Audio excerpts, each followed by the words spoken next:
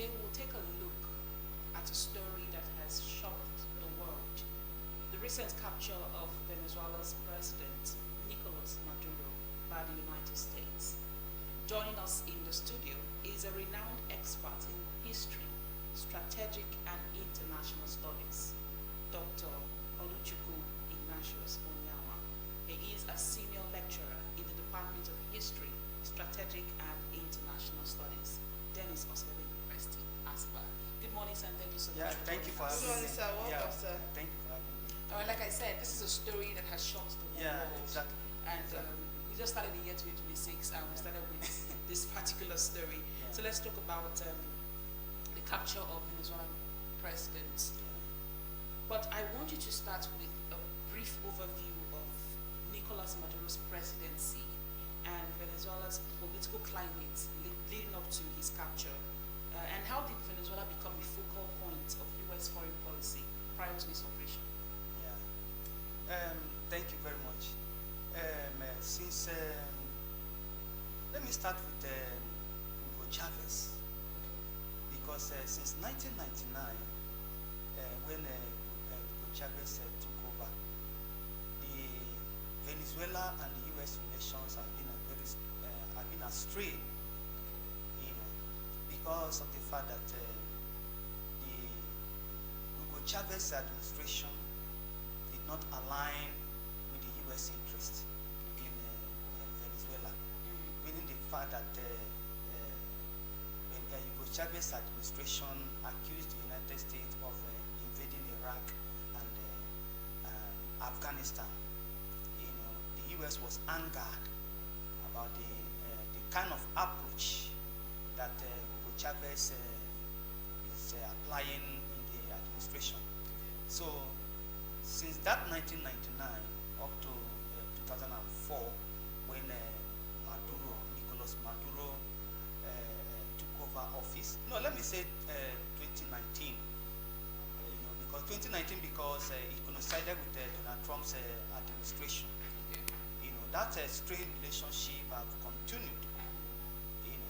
So in that 2019, when Nicolas Maduro took over, Donald Trump, the U.S. president, was not happy about it because he supported the Speaker of the Parliament, that is Juan, Guaido. The U.S. supported him, but at the end of the day, because of the fierce nature of Nicolas Maduro's personality, he didn't win. The speaker did not win the election, and Maduro won the election. So since 2019, there has been a political instability in Venezuela, that is against the interest of the United States. Okay, so now let's look at Nicolas Maduro's presidency. We are going to continue on with this. Venezuela before his capture. Of course, in July 2014, when Venezuela had another round of election that involved the renowned opposition leader Edmond Gonzalez. In this case, the U.S. supported Edmond as against Nicolas Maduro. So evidence proved that I'm not talking about how the political situation in Venezuela became intense, up to the point that the U.S. now gained more interest in the country. So all the evidences prove that Edmond won the election. But given the fact that Nicolas Maduro's regime had been able to use that authoritarian and despotic approach to suppress the opposition in the country, he did everything possible to take over the realm of affairs, took over power, and that now left the country to be in a state of chaos. That there were now massive protests and demonstrations in the country, led by the opposition leader, that is the Nobel Prize winner, that is Maria. So ever since 2014, under the Biden administration, Venezuela has been in a state of instability. Not until when Donald Trump now Headquarters. Presidency came in the second term, you know. So, having assumed office, the Donald Trump administration took a very strong interest in a new dimension on the presidency of Nicolas Maduro. It's not now all about curtailing the internal stability in Venezuela, but now it's about trying to see where the U.S. can fix themselves, you know, thereby causing a regime change. Fix themselves in the affairs of Venezuela, yes, and cause a regime change, yes, in Venezuela. In Venezuela. Okay, so how does this affect international relations? That's one. And let us know, what are your thoughts on the legalities of the U.S. operations, considering that it lacked UN Security Council authorization and Venezuela consent? Yeah. Under the international law, one would argue that the U.S. incursion in Venezuela appears to be on the wrong side. But it appears that America is treating the affairs on a regional basis. Regional basis. What do I mean? That they see the affair as a regional affair, not actually something that has a global connotation. Okay. You understand that? You know, because you can see that since September this year, America has been back on some kind of military exercises that involve the capturing of fleet of drug traffickers. You know, they have been sailing all over the waters of the Caribbean and the Pacific islands. You know, so given the fact that it was discovered that the president of Venezuela, that is Nicolas Maduro, was involved in some of these activities, you know, the U.S. Kind of used that pretext to penetrate Venezuela, thereby arresting Nicolas Maduro. So sometimes he would, it's about regional or kind of continental incursion. Even if it is a regional issue, now you Yes. said the US, they are looking at it as, you know, it's been a regional issue, not a world issue, Yeah. not an international issue. Even if it is that, like Chizzy asked, let's look at the legality. In international law, is it apt? You know, before we came on set, I was asking you. Yes, I said, yes. what really is the US up to? Is Yes. it up, when we talk about democracy, we talk about the law, is it legal for the United States to go into a country, a sovereign country, and capture the president, and they're saying he's going to face trial? Where is he going to face trial, in Venezuela or in the United States? So let's look at the legality of the U.S. Capture of Venezuelan president. You know, The legality. yeah, the legality. Venezuela is a sovereign nation, right? All right. Yes. U.S. is a sovereign nation, and a great power at that sees himself as controller Of the world. of the world, not only of the world, but within its neighbors. You understand now? So, America did not embark on this adventure based on the fact that it has the prowess to violate international law. It is an action taken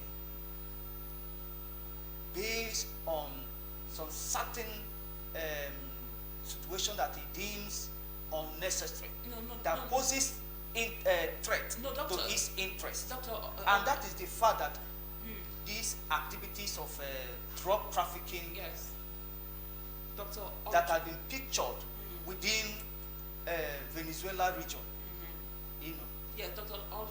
Yeah. I don't want us to go to the intentions yet. We'll go to the intentions later.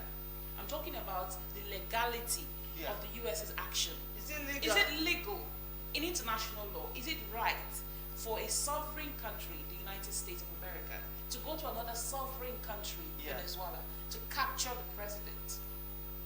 He's still Under he's international, still being detained. Not just the president.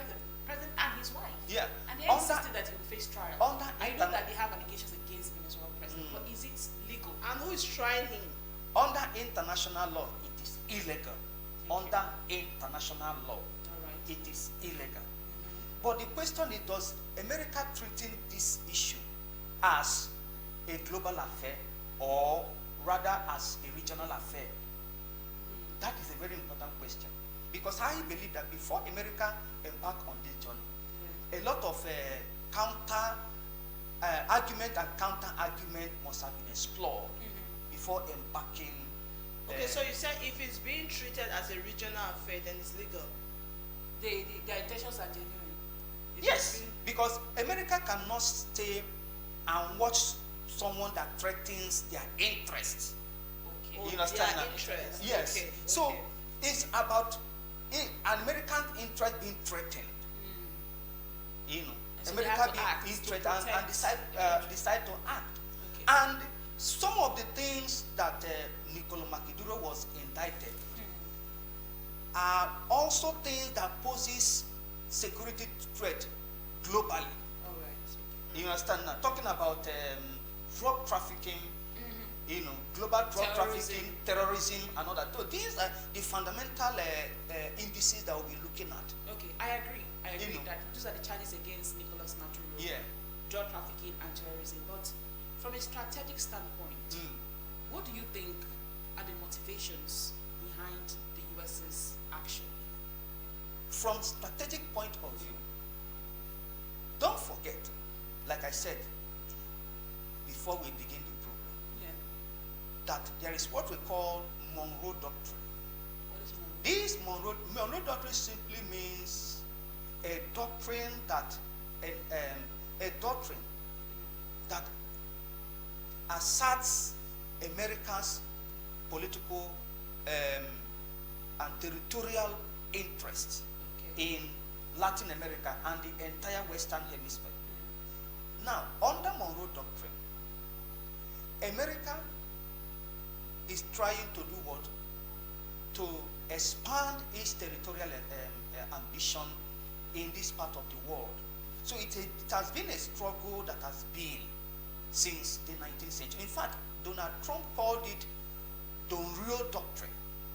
Donroe Doctrine, which means unquestionable, unhindered access of Americans to the wealth of the Latin Americans. And one of the ways to actualize this territorial interest is to meddle into the affairs of the Latin American countries. So this action is part of that territorial ambition that is embodied in Monroe Doctrine. So you're saying that the US's motivation is to gain control of Venezuela Yes. and have access to its resources. Yes, to have access to its resources and ensure a domination of the entire Western Hemisphere. Yes. Okay, I just want to know, how does this capture of the president reflect current state of power politics globally? And now that the US government has exerted its influence over Venezuela, how do you think other nations will respond to this? Yes. Like, the United States is bringing the world back to the era of hegemonist politics, Okay. particularly that was highly intense during the Cold War era. Cold War. Yes. Okay. Hegemonism. What is The hegemonism? politics of dominant global control. The politics of dominant control, or controlling the entire geopolitical space of the world. You know. And again, it is also an action that sends a signal to other contending global, other great powers that are also contending over some fundamental territories in other parts of the world. Talking about China, that is equally asserting its domination in Taiwan, Russia in Ukraine, and even in the Middle East. You know, So we are back to that era of hegemonist politics. And is that really good for our international relations? Well, I can say that international relation, there is always dynamism or change that always occur in international politics. Given the fact that sometimes international politics is what it is. It is what it is. It is what it is, and it has no sentimental string attached to it, because of the fact that the interests of sovereign nations are what matters. Just like what is going on in Venezuela now. Well, America is only concerned about its interest being threatened. Look at what Donald Trump said. He said that Nicolas Maduro have allowed Venezuela to be an international Interpol of drug trafficking. You know, and majority of these drugs are being imported in the United States, and the United States is being flooded with all these drugs, thereby creating some instability that are unwarranted. Okay. You know. Can you? Yeah. No, just finish. So it's a struggle for control, and also an adventure geared towards curtailing what he viewed as a threat to his interest. Okay. Yes. Can the U.S. legally try Maduro in its courts while he still is sitting head of a state? What are the historical precedents? He's still the president of Venezuela, so yes, as far as we're concerned. Yes. Can the United States now try him in United States courts? Of course, very soon he will still go to court. He will be charged to court. In fact, the U.S. Supreme Court judge said that Bondi said that Nicolas Maduro and his wife will be tried at one of the courts in New York. Okay. You know, so it's already certain that he will be tried in the United States. And then, what role should the United Nations and international bodies, what role should they play in situations like this? Of course, the United Nations is a multilateral organization. You know, Antonio Guterres already have condemned the action of the United States. But already the United Nations is limited because it's only a multilateral organization. You know, it's a limited organization. Okay, so before you came in, myself and Blessing, we had this discussion that this might cause some form of panic for the people of Venezuela. Now, let us know, do you think of any potential conflicts that might arise from this situation, both within Venezuela and internationally? From the evidence so far, there appears to be a jubilation in Venezuela, particularly in Caracas, you know, over the U.S. action in that country, you know, because given the fact that Nicolas Maduro's administration has been authoritarian and despotic in nature, you know, the one that suppresses the people themselves. And I believe that, like our people say, that there is no smoke without fire. Yes. There must have been some kind of liaison between the United States government and the indigenous and the people of Venezuela towards ensuring the actualization of this mission. So there might have been some interest. And you can see the evidence that immediately Nicolas Maduro was arrested and flown to the United States. There was wide jubilation all over Venezuela, indicating that their freedom they have received their freedom, and the fact that authoritarian regime has ended. But again, that is at the level of the ordinary people themselves. Yes. But at the elite level, many elites or the bourgeoisies or the bureaucrats that benefits from Nicolas Maduro's administration will not be happy.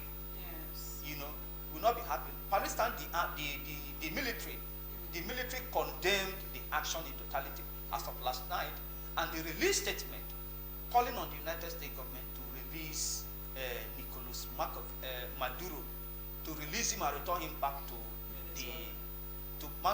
back to Venezuela. So there is a distinction, a clear distinction of a reaction over the incidents. You know, the elites are not happy. The military themselves are not happy too. But be that as it may, the situation has taken place, and they have to accept it the way it is. Okay. Because of the fact that America have said that they are going to run the country, that they are going to run and take over the country. Okay. That is the statement. Delcy Rodriguez she has been appointed the acting president Yes. of the country. Yes. Do you think this would affect the internal politics in Venezuela? Of course, the internal politics of Venezuela have been realigned now. It has been realigned in a way that the U.S. interests must be placed in the picture, because the vice president has no option.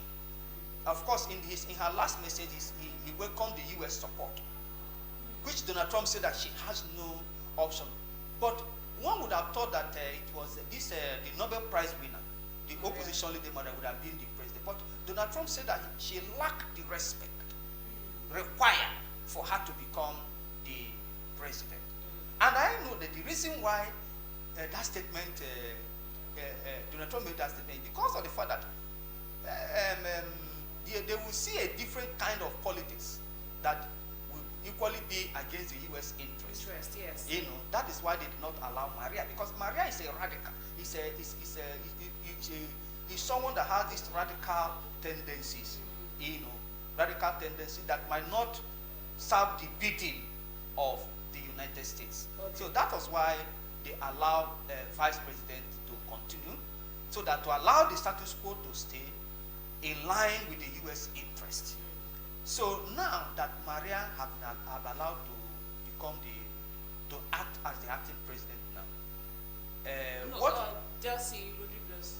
Yes, to be the Acting president, now. yes. Yeah. What it's expected now is for her to still galvanize the structure that exists under Maduro, so that to enable the U.S. come in fully. You're in total support. You're in support of the U.S. intervention. You can see what is going on. Okay. Okay. Okay, you can see what is going on. Okay, Doc, we've been talking about the drug aspect and the drug dealings going on in Venezuela. Yes. But let's not also forget that Venezuela is an oil-producing nation. Yes. Now, how might this capture of the president of Venezuela impact Venezuela's economy, particularly in the oil industry? Now, I asked you about the motivations of this. yeah, yeah. The capture of Nicolas Maduro, in fact, has given the United States the leverage to have access to the wealth, the natural, or rather mineral resources in Venezuela. And this has been what they have been clamoring for. Yes, don't you think that was their plan from the beginning? No, that is the fundamental motive. In fact, Donald Trump said it clearly that they are going to run Venezuela and control its resources. But won't that be to the detriment of the citizens of Venezuela? Because you and I know that if the U.S. controls their resources, it's for their selfish interest, the interest of the United States of America, not for the country. It is still the same citizens that are rejoicing over the removal of Nicolas. Because they might not understand, don't understand implications. what it could do to them. Well, let's see how it plays out.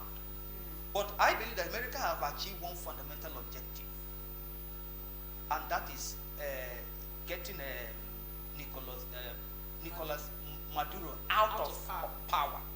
Out of power. Okay.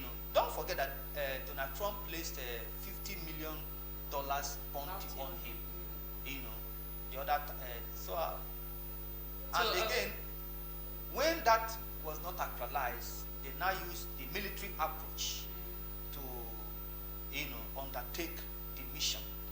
Right. So all this is about territorial expansion. It's about commercial, political, and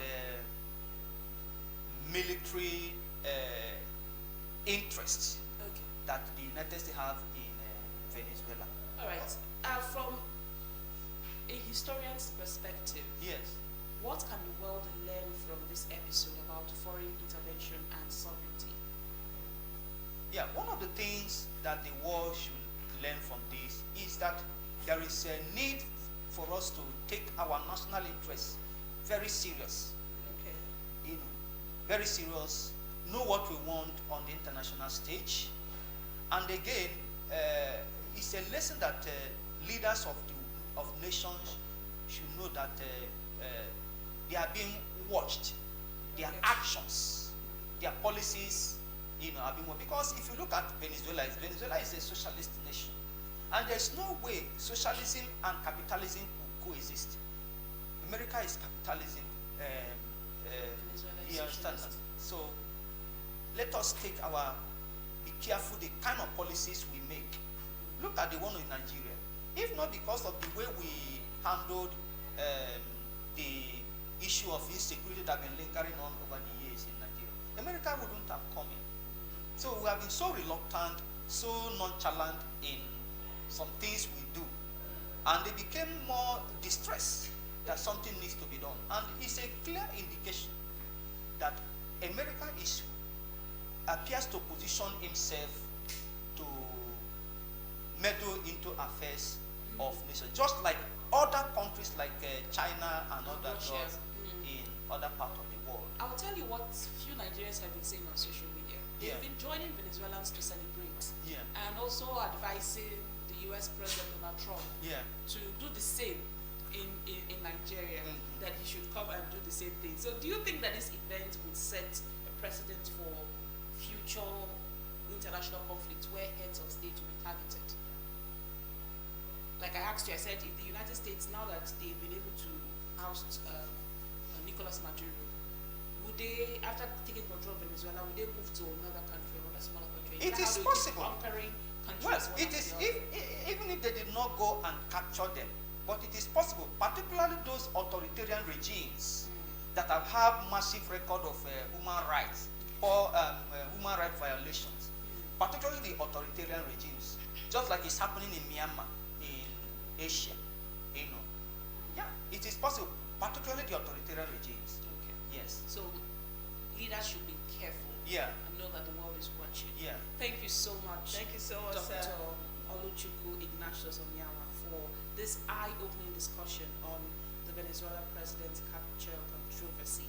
Thank you for coming. Thank Thank you for coming. Thank you for having Thank me. you. Yeah. Dr. Oluchukwu Ignatius Onyeama is a senior lecturer in the Department of History, Strategic and International Studies at the Dennis Osadebe University here in Asaba.